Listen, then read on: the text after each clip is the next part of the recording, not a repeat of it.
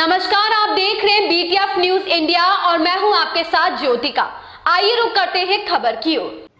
आम्बेडकराइट party of India के प्रदेश अध्यक्ष डॉक्टर दशरथ हिनूनिया व वाल्मीकि सेना राजस्थान प्रदेश अध्यक्ष अमित वाल्मीकि ने मृतक रवि गोयल के परिवार से मिले।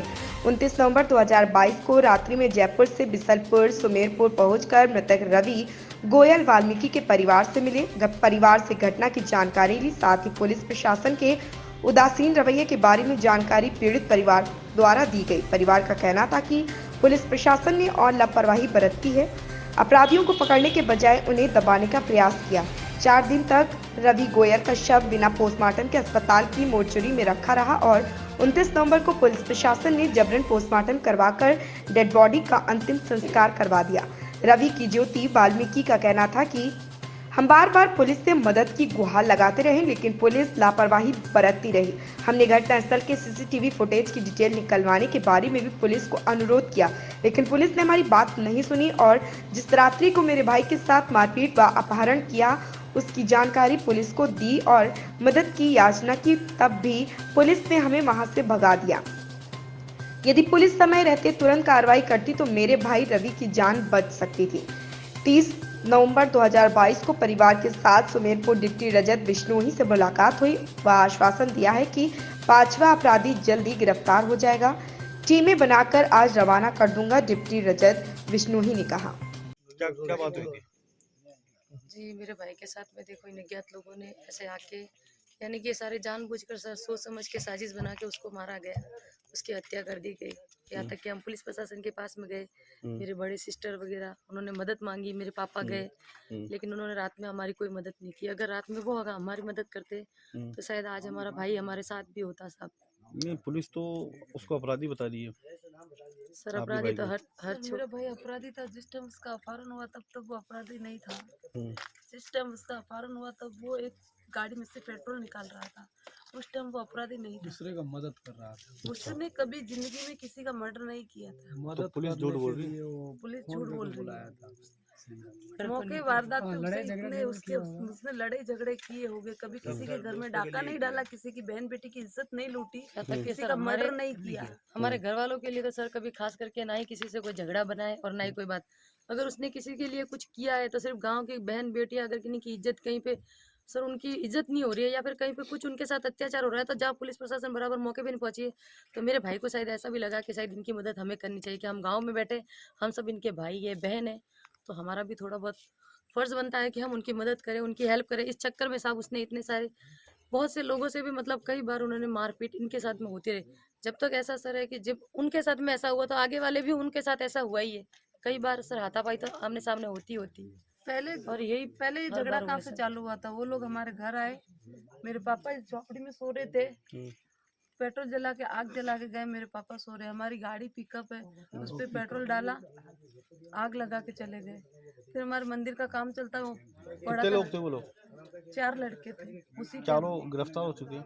अब तो हो चुके सर, पर उस पहले टाइम मेरे तो पापा ने दर्ज करवाई थी जब हमारे रिपोर्ट। घर पे आए वो उसके 2 महीने पहले मेरे पापा ने रिपोर्ट दर्ज करवाई थी, कुछ नहीं आज हुआ से सर। 2 महीने पहले हमारे घर की झोपड़ी जलाई सर। मेरे पापा यहाँ अंदर बाहर सो रहे थे अंदर अंदर। झोपड़ी में और यहाँ तक कि हमारी गाड़ी खड़ी मीडिया थी। तो ये बता रहा है कि झोपड़ी आपके भाई ने जलाई है। जी नहीं सर, मेरे भाई ने ये नहीं बिल्कुल चलाई। गलत फहमी है क्योंकि ये सारा जितने भी इंजाम है सारे सब हमारे भाई के ऊपर डालने का, यहाँ तक कि हमारे यानी कि ये आवाज ना उठा जाए, इनकी आवाज को बंद कर रहे हैं या फिर हमारे साथ कोई न्याय ना हो जाए, इसके लिए शायद हमको दबा रहे हैं आप साहब। प्रशासन से क्या मांग रखते हैं? हम यही मांग रखते हैं कि जहाँ तक हो सके तो साहब मेरे घर वालों को आर्थिक स्थिति मिलनी, उनकी जो मदद होनी चाहिए। और हमारी जो बहू है वो सिर्फ उसकी मात्र उम्र 20 साल है साहब, यहाँ तक कि उसका एक छोटा 2 साल का बच्चा भी है। हमारे घर में कमाने वाला और हमारे घर की भरपाई करने वाला सिर्फ वही था सर, कमाने वाला।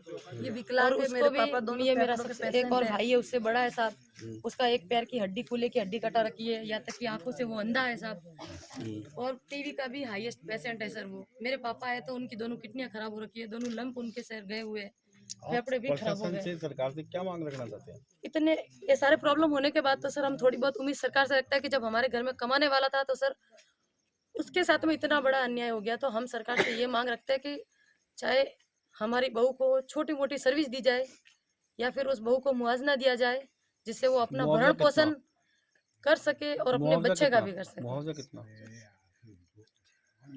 बस छोटी जॉब भी होगी तभी चलेगा। साथियों, ये परिवार डरा हुआ सहमा हुआ है और ये बोल भी नहीं पा रहा, अपने जो शब्द हैं उसको बयान नहीं कर पा रहा है।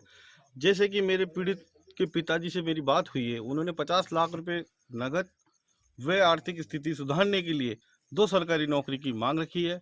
और इस परिवार की स्थिति इतनी दयनीय है कि मैं अपने शब्दों में बयां भी नहीं कर सकता। और पीड़ित को इतना जबरदस्त तरीके से पीटा गया है, उसके कम से कम 90 घाव पोस्टमार्टम रिपोर्ट में दिखाए गए हैं, जिसकी रिपोर्ट उसके बाद में पोस्टमार्टम सर, उसका पोस्टमार्टम सर आज सुबह मॉर्निंग में हुआ है। और जब आज उसका पोस्टमार्टम हुआ था उसकी रिपोर्ट में 140 उसकी 2 दिन पहले भी पोस्टमार्टम की रिपोर्ट आ गई थी। और बहुत ही बुरी तरीके से सर मेरे भाई के साथ में अत्याचार हुआ है। जी साहब, मेरा ये नाम पीड़ित ज्योति है। की बहन है और पीड़ित के 2 दोस्त भी हैं, जिनको अपराधियों ने थाने के जस्ट सामने, पुलिस वालों के सामने जान से मारने की धमकी दी है, जिनसे भी मैं आपको रूबरू कराएंगे। हाँ भैया, शुभ नाम बताएं आपका। मेरा नाम सानू है। पूरा जाति मुसलमान। धर्म मुसलमान। जी। अच्छा, बताएं सर, क्या क्या बात हुई। जी सर, मैं तो रवि का खास दोस्त था, भाई के पैसे भी ज्यादा। ठीक है, भाई था मेरा। इसको ये भी रवि का हीरागरी था। पुलिस ने कोई गलती भी नहीं थी इसकी। पुलिस इन्हों को गलती के जैसे कोई भी हीरागरी, इसको खाली जाति के हिसाब से इसको उठा के लेके गए। 2 दिन तक रखा। इसके बीमार भी था, हिसाब की जगह से भी इसके ब्लड निकल रहा था, मुंह के अंदर से ब्लड निकल रहा था। तो पुलिस ले गई, इन्हों को मारपीट करी। तू था कि नहीं था, पूछता जी उसके साथ में, फिर बोलता है कि नहीं था। आपको क्या कहा पुलिस ने, अपराधियों ने? इसको बोला आपको बताया पहले। मेरे को नहीं, वो बोला इन दोनों ये अंदर था, मेरे को नहीं लेके पुलिस वाले ले गए। तो इसको बोला, हाँ बताएं। उन्होंने बोला कि 5 साल भी हम छूट के आएंगे। 5 साल के बाद मैं अकेले आ रहा हूँ। झूठ तो नहीं बोल रहे हो आप लोग? जी नहीं। ये वो 2 शख्स थे जिनको उन अपराधियों ने जान से मारने की धमकी दी, इनका सर घर भी जला है, और इस लड़के का इनका घर जला घर है। भी उन अपराधी द्वारा जलाया गया। दूसरा घर आप सर। अपराधियों के लिए क्या सजा मांगते हैं? सर फांसी मांगा। फांसी की सजा होनी चाहिए फांसी की सर। सजा। आप हम भी फांसी की सजा ही चाहते हैं सर। जब हम तक नहीं रहेंगे चाहते सबकी बहन और माँ क्योंकि ऐसे ये रोएगी।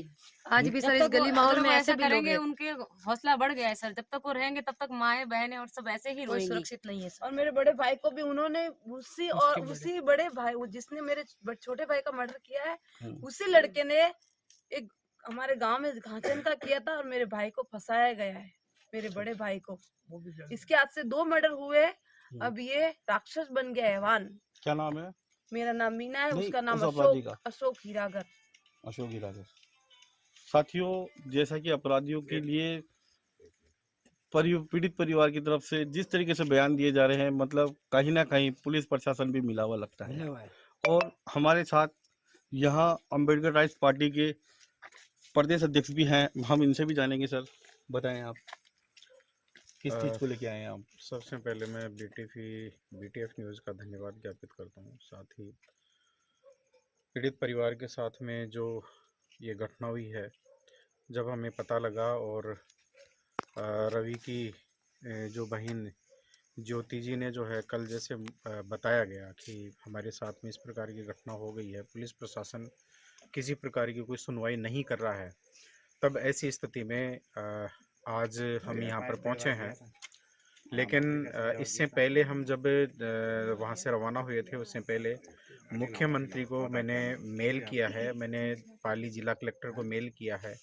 इसके अलावा क्योंकि रोज़ाना मुख्यमंत्री अशोक गहलोत 12 से 2 बजे तक जो है जितने भी जो उसके पास मेल आते हैं उन मेल को वो चेक करते हैं। तो मैंने मुख्यमंत्री को भी जो है वो ट्वीट है वो किया है।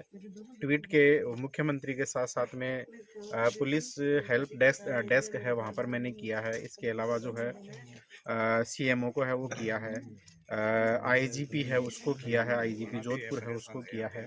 तो सबको ये ट्वीट करने के बाद में पुलिस प्रशासन हरकत में आया और जब उनको लगा कि आज जो है ये मामला है अब तूल पकड़ने जा रहा है, तो एक पीड़ित परिवार के ऊपर दबाव बनाकर और डेड बॉडी का पोस्टमार्टम भी करवा दिया और इसके साथ साथ में जो है इसको डिस्पोज भी करवा दिया है, दबाव बनाकर अंतिम संस्कार करवा दिया गया। आपकी क्या लेकिन मैं मुख्यमंत्री अशोक गहलोत और कांग्रेस सरकार से ये मांग करता हूं कि आए दिन इस प्रकार की घटनाएं हैं वो निरंतर होती रही है और होती जा रही है। अपराधी है वो बेखौफ है, वो घूम रहे हैं, उनके ऊपर किसी प्रकार की लगाम लगाने में है वो कांग्रेस सरकार है, वो नाकाम हो रही है। मुख्यमंत्री अशोक गहलोत है, वो कहीं ना कहीं विफल सिद्ध हो रहे हैं। तो मैं ये विशेष रूप से मांग करता हूँ, मुख्यमंत्री जी थोड़ा सा जो है अपने गुरूर से बाहर आइए। यहाँ पर जनता है वो बेहाल है, दयनीय है। जिन लोगों को सुरक्षा आपको मुहैया करवानी चाहिए, उसके स्थान पर आपका पुलिस प्रशासन अपराधियों को सुरक्षा प्रदान कर रहा है। आपकी पुलिस कस्टडी में जो अपराधी हैं वो जो है पीड़ित लोग हैं, उनको फिर से आगे से जान माल से मारने की जो है धमकी दे रहे हैं। तो ये कहीं ना कहीं पर ये अपराधियों के बढ़ते हुए दुस्साहस की ओर इशारा करता है और आपकी पुलिस प्रशासन और सरकार की पूरी तरह से नाकामी इस बात से सिद्ध होती है। मैं विशेष रूप से सरकार से मांग करता हूं कि पीड़ित परिवार को 50 लाख का मुआवजा दिया जाए, 2 सरकारी उनको नौकरी दी जाए, जो अपराधी हैं उनको कड़ी से कड़ी सजा मिले। इस प्रकार के जो मामले हैं फास्ट ट्रैक कोर्ट में है वो उसमें चलने चाहिए और साथ ही साथ जो है ये जो पीड़ित परिवार है इनकी सुरक्षा है इसको भी सुनिश्चित किया जाना चाहिए। ये मेरी विशेष मांग है और यदि आपने इस ओर ध्यान नहीं दिया तो मैं doctor Dashrath Hinoniya Ambedkarite party of India के प्रदेश अध्यक्ष के नाते आपको चेतावनी देता हूं कि आपके खिलाफ हम ईंट से ईंट बजा देंगे और आपको जो है इस मामले में पीड़ित परिवार के साथ में न्याय करना होगा। सर एक और है, ये पीड़ित उन साथियों, लोगों से पीड़ित जो ये- उनका अभी 7 दिन पहले घर ये जला है। हमारे साथ में डॉक्टर दशरथ सिंह जी थे, जिन्होंने कम शब्दों के अंदर बहुत ही अच्छी तरीके से मुख्यमंत्री जी को अपने शब्दों में बयान किया है कि आपको आपकी कानूनी व्यवस्था है उसको सुधारना चाहिए। मैं अमित लहरी, कैमरामैन धीरज के साथ।